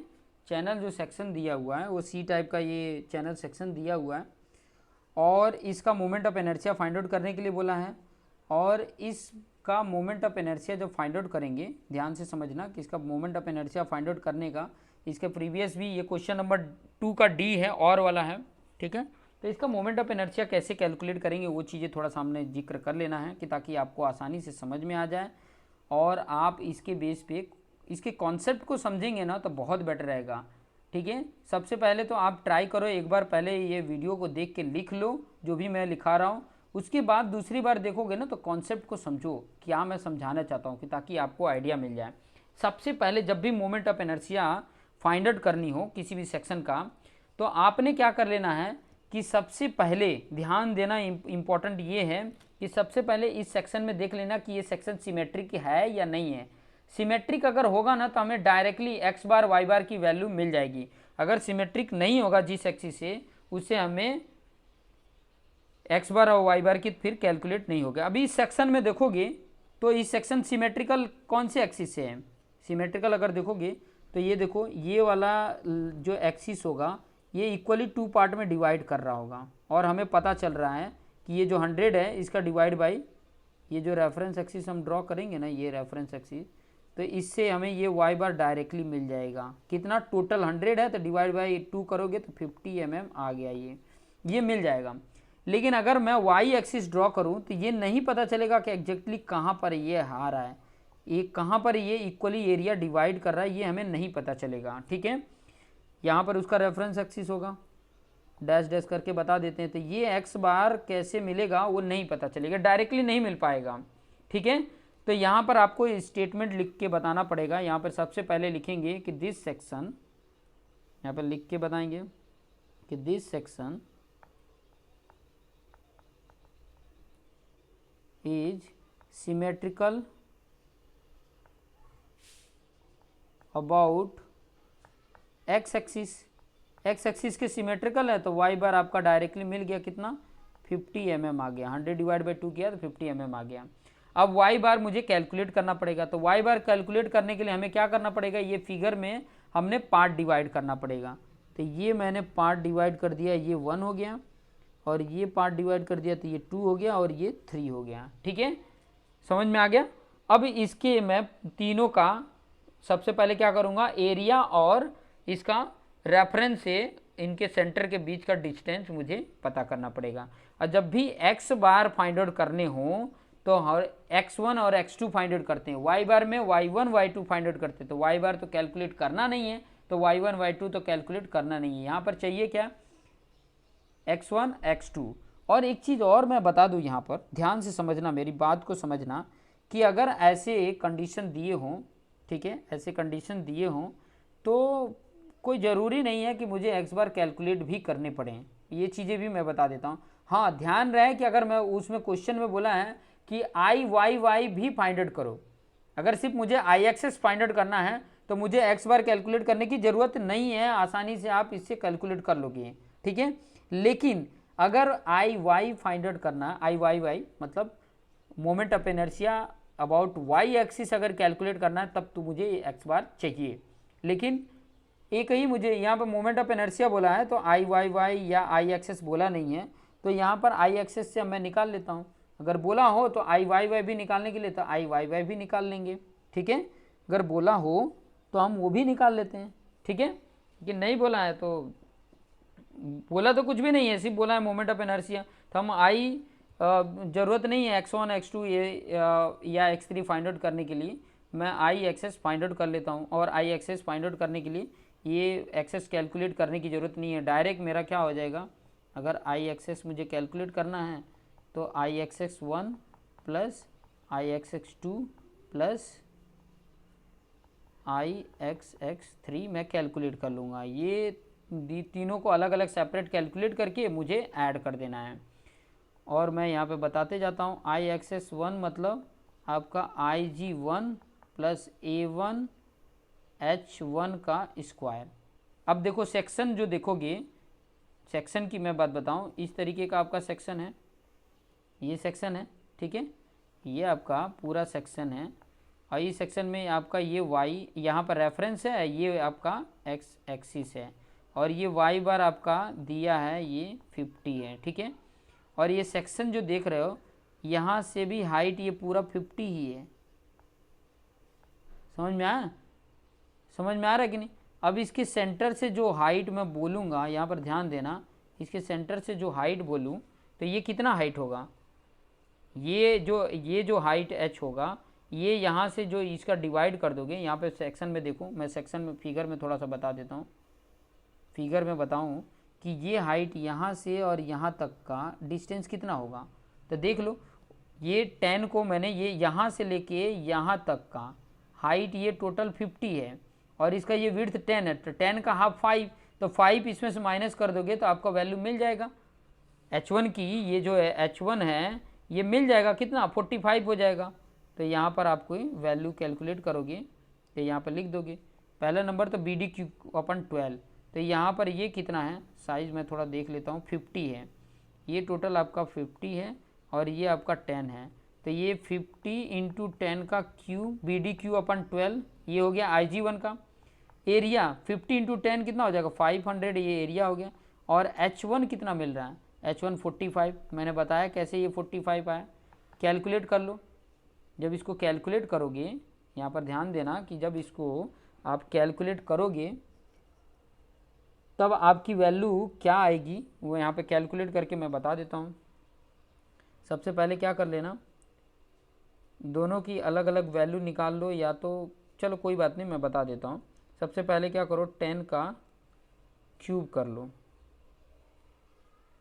10 का क्यूब करोगे 1000 आएगा, इंटू 50 कर लो, डिवाइड बाई 12 कर लो, आपकी वैल्यू जो आई है उसमें प्लस करो, ब्रैकेट में लिखो, क्या लिखना है, 45 का स्क्वायर इंटू 500, ब्रैकेट क्लोज कर दो, इक्वल कर दो, तो आपकी वैल्यू जो आ जाती है वो आ जाती है 1.016 इंटू 10⁶ आ जाएगा, ये आपको मिल गया। फिर उसके बाद से IXX2 चाहिए, IXX2 के लिए IG2 प्लस A2H2 स्क्वायर आ जाएगा। अब उसका सेक्शन कैसा है, ये वाला सेक्शन है। अब दोनों में सेक्शन में देखोगे, कॉमन चीज़ें मैं बता दूं, यहाँ पर आपका रेफरेंस एक्सिस है, और यहाँ से ये इसके सेंटर पे ही उसका y की वैल्यू भी आ रही है, मतलब यहाँ पे h की वैल्यू क्या हो जाएगी, h की वैल्यू 0 हो जाएगी, ठीक है, h की वैल्यू क्या हो जाएगी, 0 हो जाएगी, क्योंकि यहीं पर इस सेक्शन का भी सेंटर यहीं पर आ रहा है और एक्सिस भी यहीं पे है, तो ये h की वैल्यू क्या हो जाएगी, 0 हो जाएगा। यहाँ पर मुझे सिर्फ क्या चाहिए, पहले नंबर तो साइज़ मैं देख लेता हूँ, साइज़ जो दिया हुआ है वो कितना दिया हुआ है, 10 इंटू दोनों तरफ 10 10 माइनस कर दोगे तो 80 हो जाएगा, ये हाइट इसकी 80 हो जा रही है, ये 80 हो गया और ये 10 हो गया, तो ये 10 इंटू 80 का क्यूब अपन 12 हो जाएगा, और ये तो 0 हो जाएगा क्योंकि h की वैल्यू 0 है, तो यहाँ पर डायरेक्टली मिल जाएगा आपकी वैल्यू, कितना आ जाएगा। सबसे पहले क्या करो, 80 का क्यूब करो, क्यूब निकाले, फिर इंटू 10 करो, डिवाइड बाई 12 करो, जितनी वैल्यू आ रही है ENG दाब दोगे तो आपको पावर में बता देगा, कितना आ जाएगा, 0.426 इंटू 10⁶ आ जाता है, ये mm4 आ गया, तो ये आपको मिल गया। फिर उसके बाद से आपको IXX3 निकालना है, तो ये कैसे मिलेगा, IG जो आपका IG3 प्लस A3H3 स्क्वायर, और ये जो होगा ना एकदम सेम IXX1 के बराबर होगा, क्यों, क्योंकि हाइट भी उसकी उतनी ही है, एरिया भी उतनी ही है, और B और D भी उतना ही है, तो इसके ही बराबर हो जाएगा। और कितना वैल्यू आया था देख लो, 1.016 आया था, 1.016 mm⁴ आया था। तीनों को ऐड कर लो, तीनों को ऐड कर लेंगे तो कितनी वैल्यू हो रही है, IXX इक्वल टू क्या आ जाएगा, तीनों को ऐड कर लो, एक 1.016 6 इंटू 10⁻6 प्लस एक की वैल्यू कितनी आई है 0.426 इंटू 10⁻6 और इसकी भी वैल्यू कितनी है 1016 इंटू 10⁻6। यहाँ पे लिखना भूल गया था 10⁻6। हाँ, अब ये तीनों को ऐड करोगे तो कितना वैल्यू आ जाता है 1.0166 इंटू 2 कर दो और प्लस कर दो 0.426, तो वैल्यू आ जाती है आपकी 2.459 इंटू 10⁻6 mm⁻⁴। आपका IXX ये कैलकुलेट होके आ जाता है। ठीक है, तो इस तरीके से आप कैलकुलेट करोगे और आसानी से आप कैलकुलेट करके यहाँ पे बता सकते हो। तो ये मैंने सारा कैलकुलेट करके यहाँ पे बता दिया है। इस तरीके से आप कैलकुलेट करके आसानी से इस तरीके के जो भी क्वेश्चन होंगे, अगर IYY भी निकालना हो तो इसमें x बार आपको कंपलसरी x बार निकालने पड़ेंगे, तभी तो पता चलेगा कि उस एक्सिस से उनके सेंटर का लेंथ की डिस्टेंस कितना है। ठीक है, तो वो चीज़ें निकाल के फिर बाद में IYY भी निकालेंगे। IYY जब निकालोगे ना तो मैं आपको थोड़ा सा बता देता हूँ, हिंट बता देता हूँ, तब ये से इस तरीके से सेक्शन समझ लेना। मैं यहाँ पे थोड़ा सा बता देता हूँ कि ताकि आपको आइडिया मिल जाए। इस तरीके का सेक्शन समझ लेना, इस तरीके का, और ये समझ लेना ये YY है। ठीक है, और ये YY का मतलब यहाँ से आपको x बार ये x बार मिला होगा। ठीक है, तो ये आपका वैल्यू ये 50 है, ये 100 है। ठीक है, और ये 50 है और ये 50 है। ठीक है, आपने ये सेक्शन डिवाइड इस तरीके से किया था, तो पहले का ये, दूसरे का ये, तीसरे का, इस तरीके से करोगे तो यहाँ पर देखो पहले का करोगे तो ये 10 होगा। ठीक है, और ये 50 होगा, तो 10 इंटू 50 क्यू अपॉन 12 करोगे प्लस एरिया अपॉन 10 इंटू 50 500 होगा। H1 जो करोगे जब ये x बार मिला रहेगा ना, तो x बार और इसके बीच का डिस्टेंस जो भी होगा, इसके बीच का जो आपका जो भी इसका सेंटर होगा और इसके बीच का जो डिस्टेंस होगा वो आपका H1 आएगा। इसके और इसके सेंटर के बीच में जो करोगे H2 आएगा। इसके और इसके सेंटर के बीच में जब करोगे तो H3 आएगा। तो इस तरीके से कैलकुलेट करोगे तो आपका जो IYY है वो तीनों का आपका कैलकुलेट होके आ जाएगा। तो ये टेक्निक यूज करो और अपने आप को बेस्ट बनाते रहो। तो देखते रहो और अपने आप को बेस्ट बनाते रहो। तो thank you for watching this video. इस तरीके से आपका ये क्वेश्चन नंबर 2 जो है, जिसके 8 क्वेश्चन थे, वो सारे सोल्यूशन हो गए हैं। तो देखते रहिए और अपने आप को बेस्ट बनाते रहिए।